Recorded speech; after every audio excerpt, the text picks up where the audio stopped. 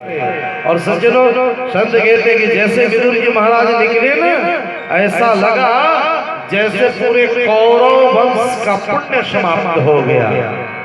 जैसे रावण ने विभीषण जी को लात मार करके निकाल दी ना सज्जनों, और रावण के लात मारने से विभीषण जी महाराज जब निकल गए तो तुलसीदास जी महाराज कहते कि असका ही चाला विभीषण जब ही आयुहीन भय सब विभीषण जैसे चले तुलसीदास जी ने देखी, समझो कि पूरे लंकावासी की आयु समाप्त हो गई। ठीक उसी तरह आज विदुर जी महाराज जब हस्तिनापुर को छोड़ करके चले सज्जनों, लिखते सुखदेव भगवान कहते हैं, परीक्षित ये समझो कि सारे कौरव वंश का पुण्य समाप्त हो गया। विदुर जी महाराज अपनी पत्नी विदुरानी को साथ में लिए और कदली वन में जाकर के छोटी सी कुटिया बनाकर भजन करने लगे, आनंद से रहने लेने लगे। एक दिन हस्तिनापुर को बड़ी सुंदर सजाई जा रही थी, बड़ा सुंदर सजावट हो रहा था। विदुर जी महाराज ने पूछा किसी से, भाई ये सजावट कैसी, क्या हो रहा है, कोई विवाह का उत्सव है क्या? लोगों ने बताया कि आज भगवान श्री कृष्ण पांचों पांडव का शांति दूत बन करके आ रहे हैं।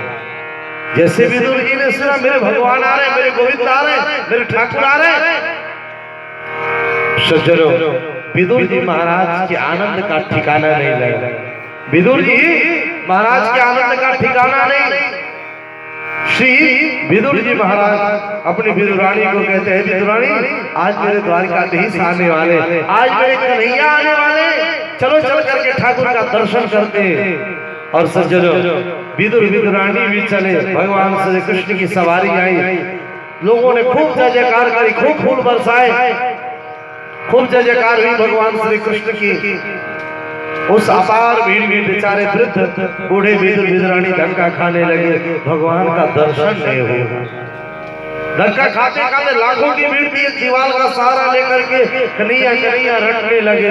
भगवान मंच पर, ऊंचे मंच पर स्वागत किया। दुर्योधन ने कन्हैया का माला पहनाई, आरती उतारा, हाँ प्रभु बैठ जाइए। लेकिन सज्जनों भगवान जब से आए, कभी इधर देखे कभी उधर देखे, सब लोग दिखाई पड़ रहे, लेकिन जिसको मैं देखना चाहता हूँ वो विदुरानी दिखाई नहीं पड़ रहे। भगवान अपने भक्त से, गरीब भक्त से बहुत प्रेम करते हैं। दूर दीवार का सहारा लेकर बेचारे विदुरानी कन्हैया रट रहे थे। तो चलो विदुर जी महाराज को देख करके कन्हैया ने हाथ हिलाया और मानो इशारा में कहा, अरे काका विदुर, आप भले मुझे देख रहे या ना देखे, लेकिन मैं जब से आया हूँ मेरी निगाहें केवल आपको ही देख रही हैं।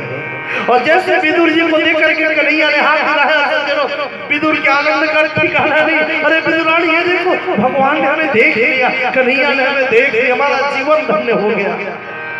विदुर की आंखों में आंसू आ गए। विदुरानी मैं तो सोच रहा था, पता ना इतने बड़े बड़े लोग हैं, इतने बड़ी बड़ी स्वागत तैयारियां हो रही है, कान्हा हमें भूल जाएंगे, लेकिन कृष्ण कितना प्रेम करते हैं कि प्रभु हमें देखकर हाथ हिला है। दुर्योधन को भगवान समझाने लगे, दुर्योधन ये पांचों पांडव तेरे भाई हैं, आधा राज्य दे दो, ये महाभारत युद्ध टल जाए। दुर्योधन नहीं माना, कहा नहीं दूंगा। कन्हैया ने कहा चलो 5 गांव दे दो, पांडव को मैं समझा लूंगा, लड़ाई झगड़ा करना ठीक नहीं है। दुर्योधन ने कहा, अरे कृष्ण सुचक्रम नहीं वदास्यामि बिना युद्धे न केशव, अरे कृष्ण सुई की नोक बराबर भी भूमि देने वाला मैं नहीं हूँ। जाकर के कह देना पांचों पांडव से, उन्हें हस्तिनापुर चाहिए तो आकर हमसे युद्ध करे और महाभारत में जीत ले। हस्तिनापुर जो जीतेगा, हस्तिनापुर का राज्य उसका हो जाएगा। कन्हैया फिर भी समझाया, लेकिन नास मनुष्य पर छाता है तो पहले विवेक मर जाता है। दुर्योधन समझने को तैयार। और सज्जनों भगवान श्री कृष्ण ने कहा, दुर्योधन ने कहा कि कन्हैया आपके लिए 56 व्यंजन बना, चलो आप भोजन करो, आप राजनीति की बात क्या जाए, आप चलो पंगत करो। कन्हैया ने कहा दुर्योधन दो परिस्थिति में भोजन किया जाता है, या तो खिलाने वाले का खूब प्रेम हो और नहीं तो खाने वाले को भूख लगी हो। तो ना ही तुम्हें प्रेम है ना ही मुझे भूख लगी है। हाँ, ऐसे भी मुझे एक निमंत्रण मिला है। दुर्योधन ने पूछा किसने निमंत्रण दे दिया आपको? कन्हैया कहते हैं कि मेरे काका विदुर का मुझे निमंत्रण मिला। अब विदुर जी महाराज नीचे बैठे, विदुर जी घबराए कि हमारी तो मुलाकात ही नहीं हुई, ये कह रहे कि निमंत्रण विदुर दिए। तो भगवान ने कहा है दुर्योधन, जो मेरे सच्चे भक्त होते हैं ना, उनको निमंत्रण देना नहीं पड़ता है, उनके घर में जाकर स्वयं खा लेता हूँ। बोलो राधे राधे। भगवान से प्रेम हो सज्जनों, और कुछ भी आपके घर में नहीं है, कुछ भी नहीं है, एक लोटा पानी, एक गिलास पानी में भी तुलसी दल रख करके भोग लगा दोगे, ठाकुर जी हमारे संतुष्ट हो जाएंगे। और 56 व्यंजन भी बनाकर सोने की थाल में भोग लगा दोगे, यदि प्रेम नहीं है तो भगवान आपके 56 व्यंजन को नहीं पाएंगे। श्री विदुर जी महाराज ने विदुरानी को कहा, विदुरानी चलो चलो जल्दी चलो चलो कुटिया की सफाई करो, पता नहीं कन्हैया कह रहे तो घर आ भी जाए, चलो तुम कुटिया संभालो, मैं घर बाजार से माखन मिश्री लेकर के आ रहा हूँ। विदुर जी माखन मिश्री की व्यवस्था में गए। विदुरानी जल्दी जल्दी स्नान कर, इतने गरीब लोग थे सज्जनों, विदुरानी लोग कहते हैं कि विदुर जी विदुरानी तो कपड़े के शुद्ध नहीं थे, इतनी गरीब थी विदुरानी, एक ही साड़ी थी, साड़ी को उतार कर स्नान कर रही है। उसी समय कन्हैया पहुंच गए। भगवान ही बताना चाहते हैं दुनिया वाले, तुम्हारे पास कितना धन है इससे मुझे कोई मतलब नहीं है, तुम्हारा मन कितना पवित्र इससे मुझे मतलब है। विदुरानी को भगवान जाकर आवाज लगाई, काकी काकी। विदुरानी दौड़कर बाहर आई, भगवान अपना पीताम्बर पहले उड़ा दिए और कन्हैया ने कहा, काकी बहुत जोरों से भूख लगी है, कुछ खिलाओगी?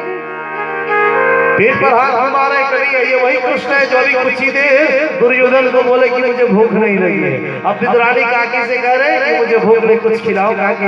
विदुरानी रोने लगी सज्जनों, विदुरानी की आंखों में आंसू आ गए और विदुरानी ने कहा, कन्हैया अपने घर में कुछ नहीं है प्रभु, हम इतने गरीब लोग हैं और रोज साग तोड़ करके लाती बनाती हूँ और तेरे काका को खिलाती हूँ, अपने पास कुछ नहीं है। भगवान कह रहे आगे कुछ भी हो, जो तेरे पास वही मुझे खिलाओ, जो तेरे पास वही मुझे खिलाओ।